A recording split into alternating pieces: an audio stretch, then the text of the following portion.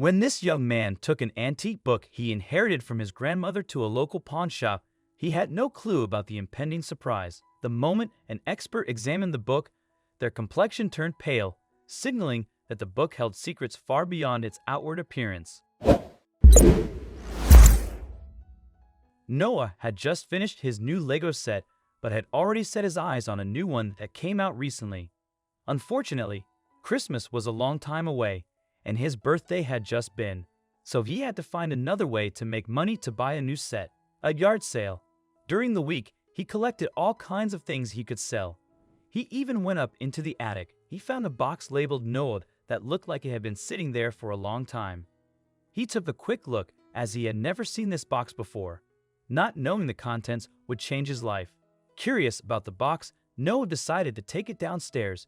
When his father came to help him, they went through the items together. Once the contents were on the table, it turned out that Noah inherited this box from his grandmother. The box was filled with paintings, different kinds of records, CDs, and old magazines.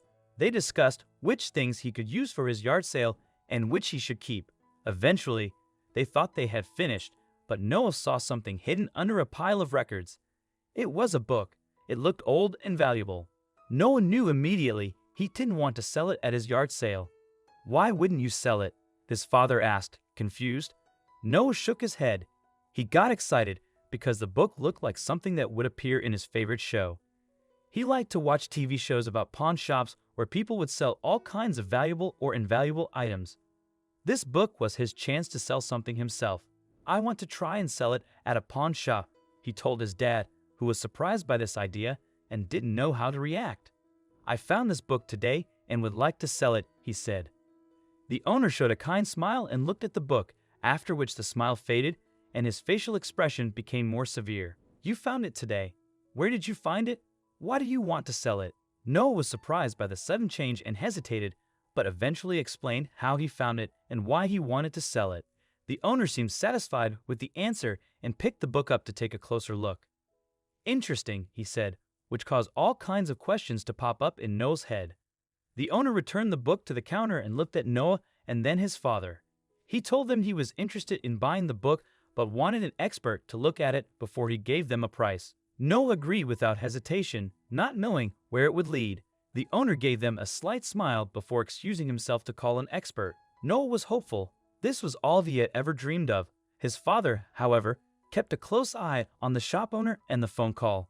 Moments later, the owner returned and told them the expert was coming. It seemed to take ages, but eventually, they heard the door open. A man entered the shop. He greeted the shop owner happily and introduced himself to Noah and his father. "So where's this book at?" he said with a big smile.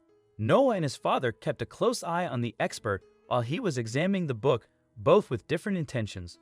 The expert suddenly paused. He completely stopped for a moment before quickly continuing his examination.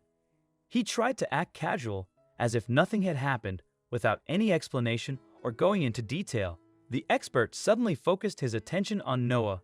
"Listen here, boy. I will give you $1,000 for this book right here, right now."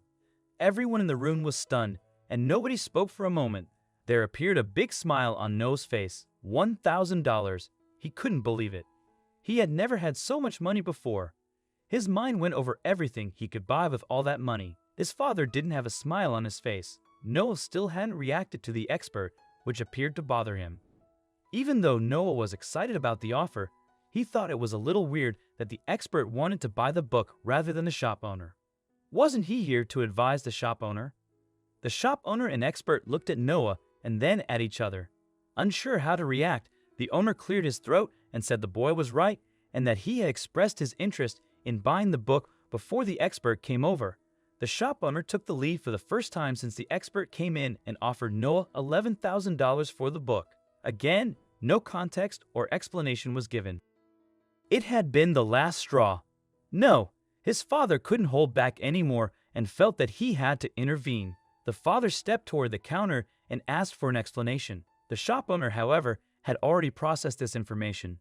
Now that the truth was out, he made a last-ditch effort to persuade the boy and his father to sell them the book. "I will give you $5,000. A satisfied grin appeared on his face, thinking he had convinced them to sell the book. Noah's father noticed how his son reacted when he heard the offer. He understood why Noah would want to accept the offer, but felt he had to intervene and talk with him.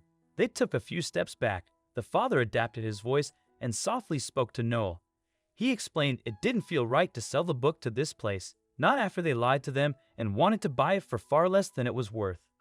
Noah was disappointed, but that feeling disappeared after his father told him his plan. At first, Noah had $5,000 reasons to sell the book, but after he listened to his father, he knew it wasn't the right decision to sell it at this pawn shop. When they were done talking, Noah and his father approached the counter. He told the owner and the expert he didn't want to sell the book to them anymore and thanked them for their service. They got in the car, and his father finally explained what he had in mind. "I believe this book could be worth a lot of money," his father said. "There has to be someone who would value this book." Then Noah's father got an idea. What if they looked for an auction, preferably an auction where they sold old and historic items? It would be the perfect place. Then the time had come. Their book made a grand entrance onto the platform and had a huge announcement. It was welcomed by a big gasp from the audience, followed by a big applause. "Let the bidding begin at $10,000. The auctioneer's voice echoed through the room. It was a good thing Noah and his father had already taken a seat, because they would have fallen over otherwise. Every time someone put their sign up in the air, the smile on Noah's face grew more prominent. The price went higher and higher, becoming more than Noah and his father had ever dreamed of. Once the price went beyond $200,000, the bidding slowed down. Eventually, the old man in the back held up his sign and waited. Going once, going twice. The auctioneer echoed through the room. "Sold for $260,000. There was a big applause. Noah and his father were stunned. Was this real? It took some time for them to realize what had happened. They had just made $260,000. They embraced each other. Noah felt his father's body shaking. He was crying. The air buzzed with excitement as people around them began offering congratulations for the remarkable sale. For Noah, it was undoubtedly a high point in his life. Eager to share the news with their family, they hurried home as quickly as they could. This windfall secured not just Noah's future, but that of his entire family. Now, both Noah and his sister had the opportunity to pursue their education, from school to university, without financial strain on their parents. The discovery of the book had transformed their lives dramatically, ushering in a new era of hope and possibilities.